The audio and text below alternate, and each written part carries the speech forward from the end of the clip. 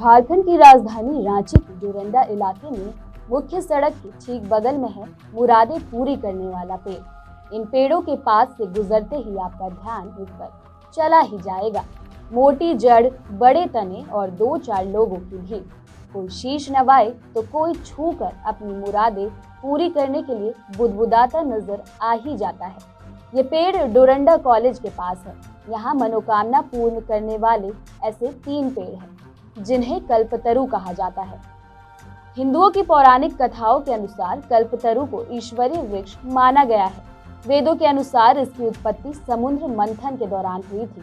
इसी मान्यता के आधार पर शहरवासी इस पवित्र वृक्ष से मनोकामना मांगते हैं। शहर के बाहर से भी आए लोग इसे देखने को व्याकुल रहते हैं। मनोवांछित फल मिलने पर आभार जताना भी नहीं भूलते। नमस्कार, आप देख रहे हैं इनसाइडर लाइव। मैं हूं आपके साथ कीर्ति सिंह और आज मैं आपको एक ऐसी दुर्लभ चीज दिखाऊंगी जो कि पूरे भारत में देखना काफी मुश्किल है। कल्पतरु।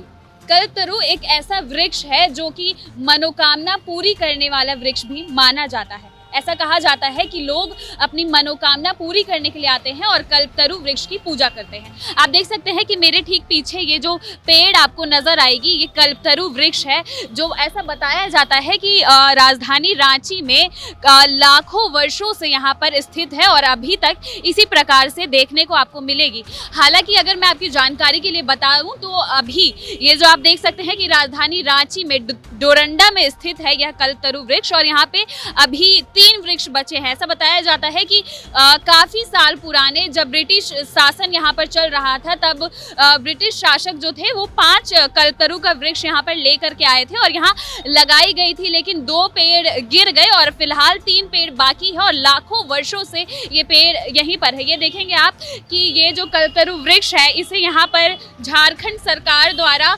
टूरिस्ट प्लेस बना दिया गया है क्योंकि ये काफी दुर्लभ प्रजाति का पेड़ माना जाता है। और अगर विदेश में बात करें तो विदेशों में ये जो आप पेड़ देख सकते हैं, इसकी ये जो जड़ है, इस तना में विदेश में जो लोग हैं वो घर बनाकर रहते हैं। आप सोच सकते हैं कि कितनी ज्यादा इसका जो जड़ है वो मजबूत होगा। और ऐसा भी कहा जाता है कि ये कल्पतरु की उत्पत्ति कई साल पहले प्राचीन काल में समुद्र मंथन के दौरान हुई थी। जब भगवान शिव खुद आए थे और समुद्र मंथन हो रहा था, उस वक्त समुद्र मंथन के बीच से इस पेड़ की उत्पत्ति हुई थी। इसलिए यहाँ पर हिंदू धर्म के लोग जो है वो आते हैं, इसकी पूजा करते हैं और मनोकामना पूरी करने वाला वृक्ष भी इसे कहा जाता है। और ऐसा भी बताया जाता है कि अब इस पेड़ को दुर्लभ बना दिया गया है। खास बात इसकी यह है कि पूरे भारत की अगर बात करें तो पूरे भारत में कल्पतरु वृक्ष इस वक्त केवल 9 ही बचे हैं, इसलिए इसे दुर्लभ प्रजाति का वृक्ष भी माना जाता है। और इसे लेकर के अलग अलग लोगों की अलग अलग धारणा है, अलग लोग अलग बातें कहते हैं। तो चलिए यहाँ के स्थानीय लोगों से जानते हैं कि इस वृक्ष की क्या कुछ मान्यता है। ये जो कल्पतरु वृक्ष है, कब से आप यहाँ पर देख रहे हैं और क्या कुछ जानकारी है आपको इसके बारे में? मैम, मैं यहाँ कम से कम या तो नहीं, मैं यहाँ पे भैया वाइस प्रिंसिपल है डोरंडा कॉलेज का, पर दादा लोग मैंने यहीं का है। हमारे आप ही का शादी खुटी में हुआ है।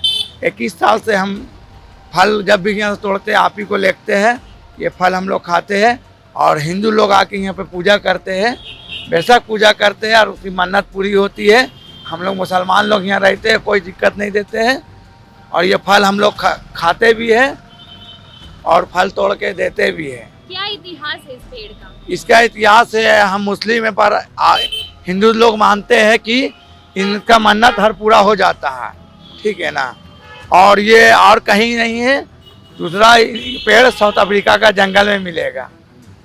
तो देख सकते हैं ये यहाँ के स्थानीय है और इनका कहना है कि यहाँ पर हिंदू आकर पूजा करते हैं और लोगों से भी जानते हैं क्या कुछ मान्यता है। लेकिन रांची की जहाँ तक बात करेंगे तो यहाँ पर ऐसा लोग, वहाँ के लोगों का मान्यता है जो डोरंडा में आप देखे होंगे कि इसको यात्री लोग लाके यहाँ लगाए थे और तब से ये पेड़ यहाँ पर है। 4 पेड़ थे जिसमें एक सड़ के गिर गया क्योंकि रोड के काफ़ी किनारे है और रोड के वाइब्रेशंस वगैरह से क्या होता लगातार इसकी जड़ें कमज़ोर होती चली गई। एक गिर गया, 3 बचे हुए हैं।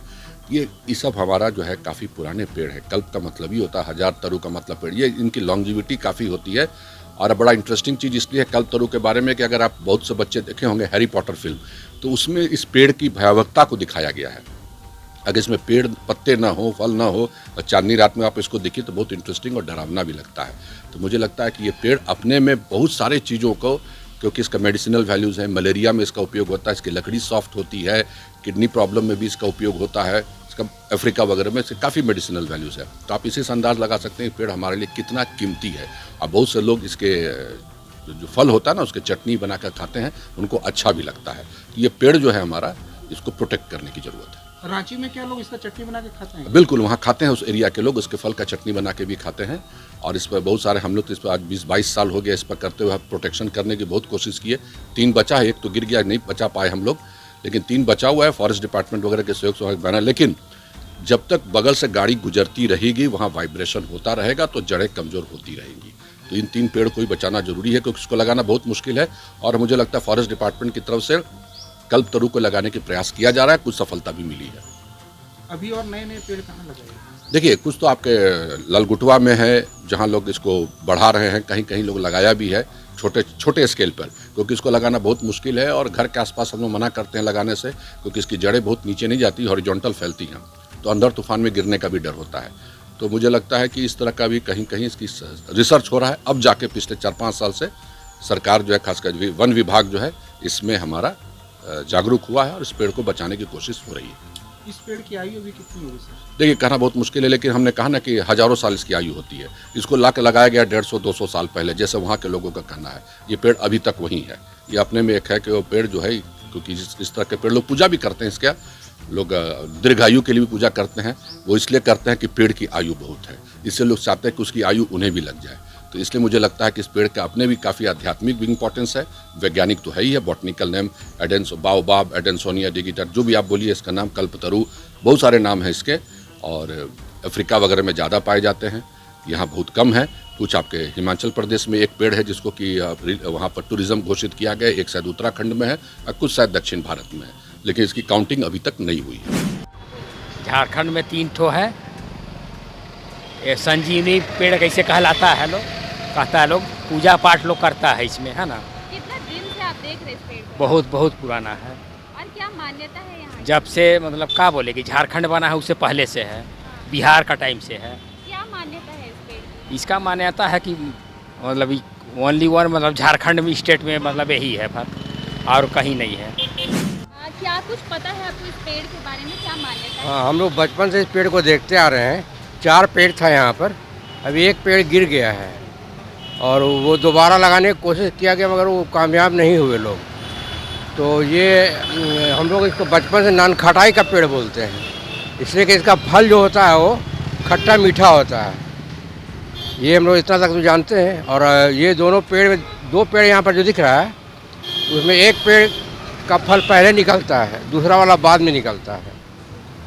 और कुछ पूछे? इसका फूल वाइट है। फूल अभी देखिए, फूल निकल रहा है बहुत खूबसूरत सा, फूल वाइट का। और उसके बाद इसके ऊपर फल निकलना शुरू होगा, थोड़ा टाइम लगेगा। हाँ हाँ, और वो दूसरे वाले पेड़ में उसके बाद निकलेगा वो।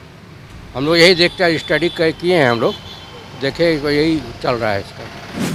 तो देखा आपने, ये थी अति ही दुर्लभ वृक्ष कल्पतरू, जिसके बारे में यहाँ के आसपास के लोगों का क्या कुछ कहना है। आपने सुना कि भूगोलीय वैज्ञानिक जो है नीतीश प्रियदर्शनी, उन्होंने इस वृक्ष के बारे में क्या कुछ बात कही है। तो आप देख सकते हैं कि ज़्यादातर ये वृक्ष जो है साउथ अफ्रीका में पाया जाता है और भारत में मात्र अब ऐसे 9 ही वृक्ष बचे हैं। हालांकि अब जो है भारत सरकार भी इसे टूरिस्ट प्लेस के नाम से इसे जोड़ दिया गया है और यहाँ पर बैरिकेटिंग भी कर दी है, ताकि लोगों से इसे बचाया जा सके। और हालांकि अभी जो है सरकार इस पर कदम उठा रही है और छोटे छोटे ऐसे ही वृक्षों को लगाकर उनकी देखरेख की जा रही है, ताकि ये जो दुर्लभ वृक्ष है आगे आने वाले समय में लोग इसे देख सके। तो ऐसी ही तमाम खबरों के लिए बने रहे इनसाइडर लाइव के साथ। रांची से मैं कीर्ति सिंह।